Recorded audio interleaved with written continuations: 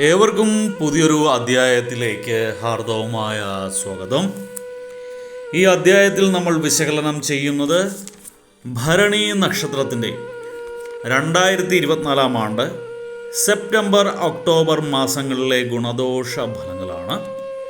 ഞാൻ ആദ്യമായി ഒന്ന് പറഞ്ഞോട്ടെ, ഇത് ഭരണി നക്ഷത്രക്കാരുടെ പൊതുവായ ഫലമാണ് നമ്മളിവിടെ വിശകലനം ചെയ്യുന്നത്. നിങ്ങൾക്ക് ഓരോരുത്തർക്കും വ്യക്തിഗത ഫലം ലഭിക്കുന്നതിനായിട്ട് നിങ്ങളുടെ ജാതകം ഒരു ഉത്തമനായ ജ്യോതിഷിയെ കാണിച്ച് രാശി ചിന്തനം നടത്തി മുന്നോട്ട് പോകുന്നതാണ് എന്തുകൊണ്ടും നല്ലത്. പൊതുവായ ഫലത്തിലേക്ക് വരാം. ഭരണി നക്ഷത്രത്തിൽ പിറന്നവർക്ക് ഈ 2024 ആണ്ട് സെപ്റ്റംബർ ഒക്ടോബർ മാസങ്ങളിൽ ഗുണദോഷ സമ്മിശ്രമായിട്ടാണ് കാണുന്നത്. ഇതിലെടുത്തു പറയേണ്ടത്, ഈ ഷെയർ മാർക്കറ്റ് ബിസിനസ് ചെയ്യുന്നവർക്ക് ഒട്ടും അനുകൂലമല്ലാത്ത ഒരു സമയത്തിലൂടെയാണ് നിങ്ങൾ കടന്നു പോകുന്നത്. ഊഹ കച്ചവടത്തിൽ നിന്നൊക്കെ വൻ നഷ്ടസാധ്യതയാണ് കാണുന്നത്. വൻ തിരിച്ചടികൾ ഉണ്ടാകാനുള്ള സാധ്യതയുണ്ട്. അതുകൊണ്ട് ഓരോ ക്രയവിക്രയവും സൂക്ഷിച്ച് ചെയ്യുക. നിങ്ങൾ അപവാദങ്ങളിൽ നിന്നും രക്ഷ നേടുന്നതിന് വേണ്ടി നന്നായിട്ട് പ്രയാസപ്പെടേണ്ട ഒരു സാഹചര്യം കാണുന്നുണ്ട്. ഉറ്റമിത്രങ്ങൾ പോലും നിങ്ങളെ കുറ്റപ്പെടുത്തുന്ന ഒരു അവസ്ഥ ഉണ്ടായി വരുന്നതാണ്. നിങ്ങളുടെ സ്വജനങ്ങളുടെയൊക്കെ നീരസമായ പ്രവൃത്തി മനോവിഷമത്തിന് ഇട നൽകുന്ന ഒരു സമയവും കൂടിയാണ്. നിങ്ങളെ എല്ലാവരും കുറ്റപ്പെടുത്തിക്കൊണ്ടിരിക്കും. അതുകൊണ്ട് മനസ്സിന് എപ്പോഴും ഒരു ഭാരം, ഒരു വേദന അനുഭവപ്പെടും. നിങ്ങൾക്ക് കർമ്മരംഗത്ത് നിന്നൊക്കെ ധാരാളം വിജയം, അല്ലെങ്കിൽ കൂടുതൽ വിജയം ഉണ്ടാകുന്ന ഒരു സമയമാണ്. നിങ്ങളുടെ നിശ്ചയദാർഢ്യത്തോടുകൂടിയുള്ള പ്രവർത്തനങ്ങൾ ലക്ഷ്യപ്രാപ്തി നേടാൻ നിങ്ങളെ സഹായിക്കുന്നതാണ്. നിങ്ങൾക്ക് തൊഴിൽ രംഗത്തൊക്കെ പുരോഗതിയൊക്കെ ഉണ്ടാവും. എങ്കിലും സാമ്പത്തിക ലാഭമൊക്കെ വേണ്ട പോലെ ഉണ്ടാകുന്നില്ല. അത് കുറയുന്ന ഒരു അവസ്ഥ ഉണ്ടാകുന്നതാണ്. ഇതിലെടുത്തു പറയേണ്ട, നിങ്ങൾ ശ്രദ്ധിക്കേണ്ട തീയതികൾ 2, 9, 13, 15, 23, 25, 27, 29 എന്നീ തീയതികളൊക്കെ ശുഭകരമായിട്ടാണ് കാണുന്നത്. നിങ്ങൾക്ക് നല്ല കാര്യങ്ങളൊക്കെ ചെയ്യാൻ പറ്റുന്ന ദിവസങ്ങളാണ് മാസങ്ങളിൽ. ആ സമയത്തൊക്കെ പുതിയ പുതിയ കാര്യങ്ങൾ തുടങ്ങി വെക്കുക. പുതിയ ബിസിനസ്സുകൾ, കരാറൊക്കെ ഉണ്ടാകുന്നെങ്കിൽ ആ ദിവസം സെലക്റ്റീവായിട്ട് ചെയ്തിട്ട് കാര്യങ്ങൾ തുടങ്ങുന്നത് നല്ലതായിരിക്കും. പുതിയ വിദ്യകൾ പഠിക്കുന്നതിന് ഗുണകരമാണ്. ബന്ധങ്ങൾ തുടങ്ങുന്നതിന്, വിവാഹമൊക്കെ ചിന്തനം നടത്തുന്നവർക്കൊക്കെ ഗുണകരമായ തീയതികളാണ്. അതുപോലുള്ള എല്ലാ കാര്യങ്ങൾക്കും ഗുണകരമായിട്ടുള്ള തീയതികളാണ്. അതൊന്ന് നോട്ട് ചെയ്ത് വെച്ചാൽ നിങ്ങൾക്ക് ഗുണകരമായിരിക്കും. ബാക്കിയുള്ള ദിവസങ്ങൾ അത്ര ഗുണകരമായിട്ട് കാണുന്നില്ല. നിങ്ങളുടെ അശ്രാന്തമായ പരിശ്രമം മൂലം കഷ്ടനഷ്ടങ്ങളിൽ നിന്ന് നിങ്ങൾക്ക് മോചനങ്ങളൊക്കെ ഉണ്ടാകുന്നൊരു സമയമാണ്.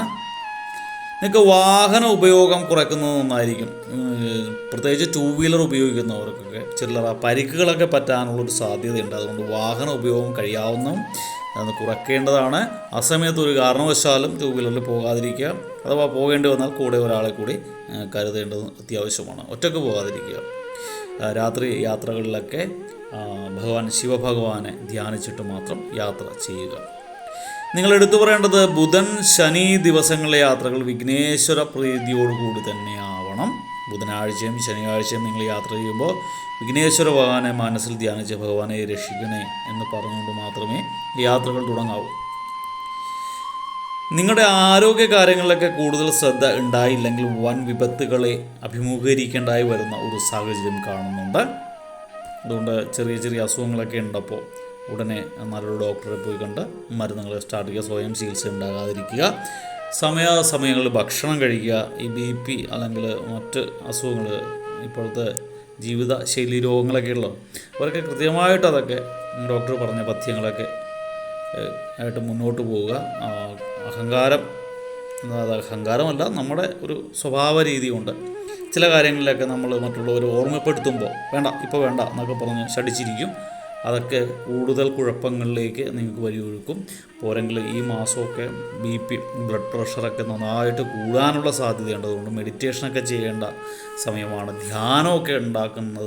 ധ്യാനം ചെയ്യുന്നതൊക്കെ വളരെ ഗുണകരമായിരിക്കും. നിങ്ങൾ തീർച്ചയായിട്ടും വ്യാഴാഴ്ച ദിവസം മഹാവിഷ്ണു ക്ഷേത്രം ദർശിക്കേണ്ടത് അത്യാവശ്യമാണ്. ഒരു മഹാസുദർശന മന്ത്രാർച്ചന നിങ്ങളുടെ പേരിൽ കഴിക്കുക. ഭഗവാന് തിടപ്പള്ളിയിൽ ബ്രഹ്മരക്ഷസിന് പത്മവിട്ട് പാൽപ്പായസം നിവേദിക്കുന്നതും ഗുണകരമാണ്. നിങ്ങൾ വെള്ളിയാഴ്ച ദിവസങ്ങളിലൊക്കെ ഭഗവാൻ വിഘ്നേശ്വര ഭഗവാന്റെ ക്ഷേത്രം ദർശിക്കുക, കറുകമാല സമർപ്പിക്കുക ഒക്കെ ചെയ്യുന്നത് നല്ലതാണ്. ബുധനാഴ്ചയും ശനിയാഴ്ചയും വിഘ്നേശ്വര ഭഗവാനെ ധ്യാനിക്കുന്നത് ഗുണകരമാണ്. അതല്ല എങ്കിൽ നിത്യവും പ്രഭാതത്തിൽ നിങ്ങൾ കുളിച്ച് ശുദ്ധി വരുത്തിക്കൊണ്ട് നിലവിളക്ക് തെളിച്ചിട്ട് ഓം ഗം ഗണപതേ നമ എന്ന മന്ത്രം 42 തവണ ഉരുവിടുന്നത് നിങ്ങളുടെ ദോഷഫലങ്ങളുടെ മാറ്റി കുറയ്ക്കാൻ ഗുണകരമായിരിക്കും. നിങ്ങൾക്ക് ദോഷങ്ങളിൽ നിന്ന് മുക്തി കിട്ടാൻ ഉത്തമമാണ്. അതുകൊണ്ട് എല്ലാ ദിവസവും ഭഗവാനെ 42 തവണ ഓം ഗം ഗണപതേ നമ എന്ന് സ്തുതിച്ചുകൊണ്ട് ധ്യാനിക്കുന്നത് നിങ്ങൾക്ക് ഒരു പരിധിവരെ നിങ്ങളുടെ വലിയ വലിയ പ്രശ്നങ്ങളിൽ നിന്നും മാനസിക സമ്മർദ്ദങ്ങളിൽ നിന്നൊക്കെ രക്ഷ നേടാൻ ഉപകാരമായി തീരുന്നതാണ്. എല്ലാവർക്കും ഭഗവാന്റെ കാരണത്താൽ നല്ലൊരു സമയമുണ്ടാകട്ടെ, ആപത്തുകളൊക്കെ ഒഴിഞ്ഞു പോട്ടെ എന്ന് പ്രാർത്ഥിച്ചുകൊണ്ട് നിർത്തുന്നു. വീഡിയോ ഇഷ്ടപ്പെട്ടാൽ ലൈക്ക് ചെയ്യുക. തുടർന്നുള്ള മാസങ്ങളിലെ വീഡിയോ കൃത്യമായി ലഭിക്കുന്നതിനായിട്ട് ചാനൽ സബ്സ്ക്രൈബ് ചെയ്തിട്ടില്ല എങ്കിൽ സബ്സ്ക്രൈബ് ചെയ്യുക. അതോടൊപ്പം തന്നെ നിങ്ങളുടെ നിർദ്ദേശങ്ങളും അഭിപ്രായങ്ങളും കമൻറ്റ് ബോക്സിൽ രേഖപ്പെടുത്തുക. നന്ദി, നമസ്കാരം.